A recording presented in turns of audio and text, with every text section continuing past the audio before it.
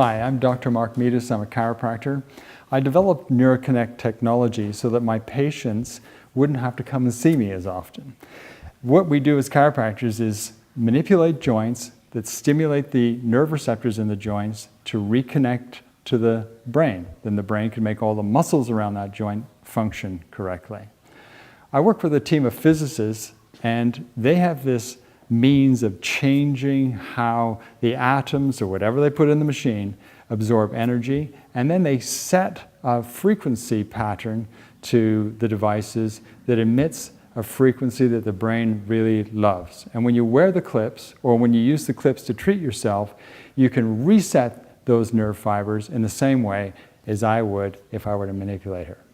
So this is my wife Dee, and I've tested her already, and I know that she has a restricted right sacroiliac.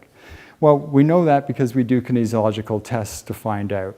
But we can motion palpate. There are lots of ways to find out, but this test is pretty accurate. So put your left leg forward and put your weight on that left leg and resist and push up to the ceiling, and you'll notice that you lock really well to the ceiling.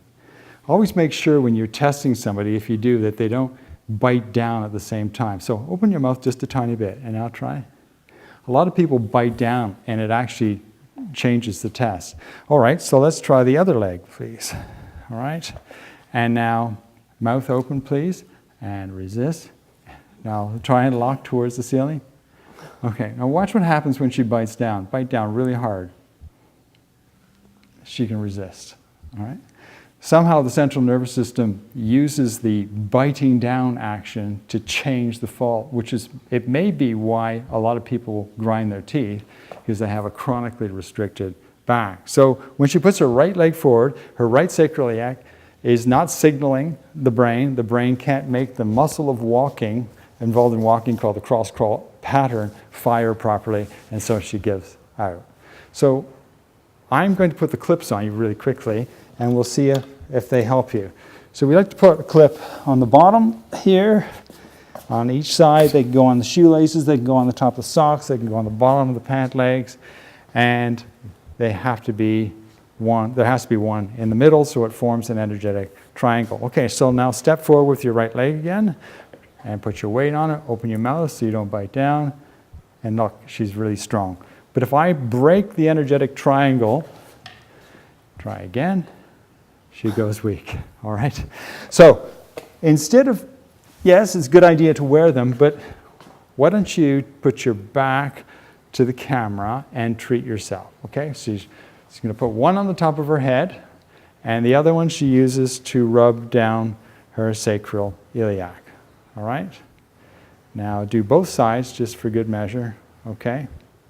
And now you can hand them back.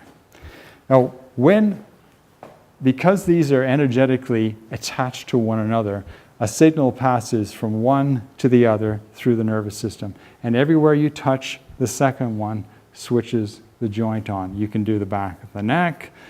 You can turn around for me. You can do the cranial bones by drawing, I call an invisible pair of glasses around the ear and down the back of the neck, just like this. And now on this side, hold one on the top of the head, go around, draw some glasses over the ear, turn around for me, and down the back of the neck. And indeed, you can do every single joint, inside of the knee, outside of the knee, inside of the knee, outside of the knee. You can do inside of the ankles and outside the ankles as well. Everywhere the clips touch, as long as you have one on top of the head, will reset that joint to function. So let's see if it's made any difference. All right, so let's do all your tests. Right leg forward. Weight on that leg, and again, pretty strong. Now try the other side. Both sides equal. Okay, do it again. Absolutely excellent. No charge.